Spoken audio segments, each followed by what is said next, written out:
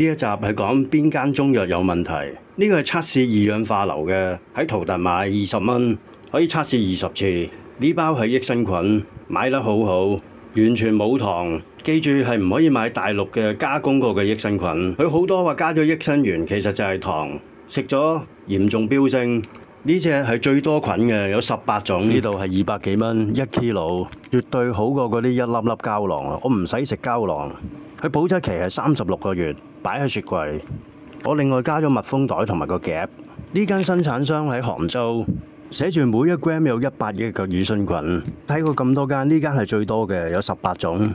根本乳酸菌就完全唔使益生元，佢出口嗰啲特別好，唔會放益生元。呢啲益生菌完全唔會血糖飆升。呢包係16蚊大包薄荷，好大陣薄荷味。我話呢間安國士超水準，世界級就係世界級。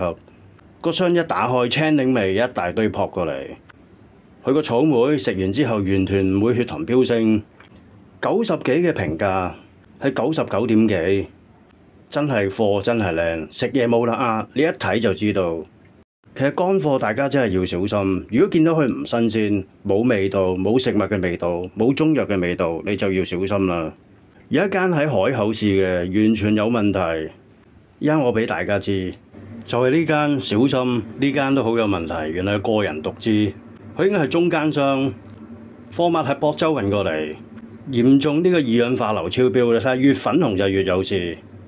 呢個就係黃精左邊，右邊就係半夏。我跟住我將所有佢嘅材料全部抌晒，小心呢間叫做海口市玉歇百貨，千祈唔好幫襯。我會一路落嚟都測試所有中藥同埋乾貨，請追蹤我嘅台。呢間澤仁堂冇事，松星堂亦都冇事，但係松星堂嘅玉竹測到有問題，奇怪佢嘅玉竹絲就冇問題，可能佢俾啲農民呃咗。博州市永石堂冇問題，佢個村工冇問題。東莞市益天生物科技都冇問題。呢間仲未 check，因為測試劑用晒。呢一間松星堂真係要俾個機會佢，佢淨係呢包嘢有問題，我抌咗，因為都係20零蚊，算啦，費事拎去深圳，過唔到關嘅。奇怪佢個竹魚絲又冇問題，即實仲未測，因為已經用晒試劑。佢個合歡皮就冇事，甘草片都冇事，就嚟變咗測試劑專家。我而家唔使睇說明書操作，好快咁樣測到。小心呢間嘢，海口市玉歇百貨商行，全部抌咗。我投訴佢，跟住我揾客服，唔知有冇得賠。佢嘅事實雖然冇事，但係我都好嬲，抌鬼埋。上一次講佢嘅紅棗好香，佢個紅棗係冇事嘅，但係我都好嬲，抌鬼埋。因為佢嗰度買得最多，買咗成180幾，要拎返去深圳有啲困難。算啦，買個教訓，最緊要把守測試劑呢關。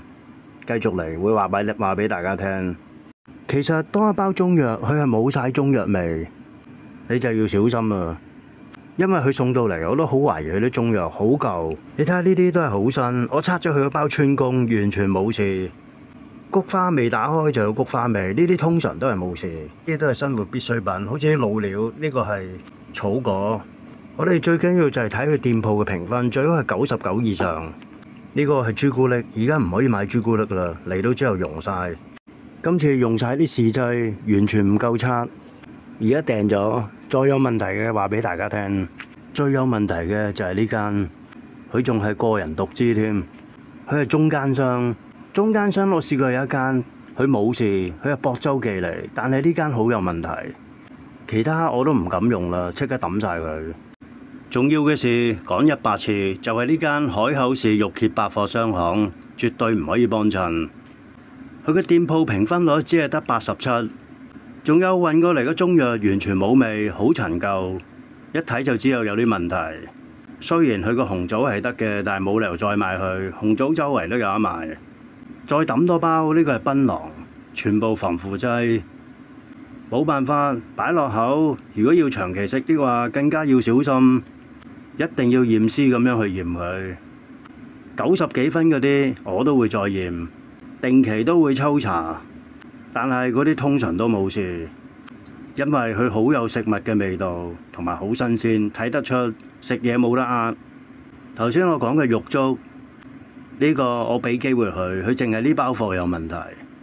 我所有都會定時去抽查，我買多啲測試劑，再有事話俾大家聽。你睇下呢啲包裝都係好好，睇落都係好新鮮，呢啲通常係冇事。但係穩陣起見，我都會 check 一下，到時話俾大家聽。記住就係呢間嘢啦，小心。而家我叫咗客服介入，佢唔肯退貨，唔知會點樣呢？客服同我介入，我影晒啲相擺上去，結果係點？下兩集再話俾大家聽。記得跟蹤我呢個台，邊間店係得，邊間店唔得，唔使大家去撞板。其實最穩陣都係大家都買嗰啲二氧化硫測試劑。睇下呢包益生菌，好就是好。測試結果完畢，空腹食，血糖係5.6，食完個半鐘頭之後，仍然係5.6，完全冇升到，即係佢冇加到益生元，完全合格。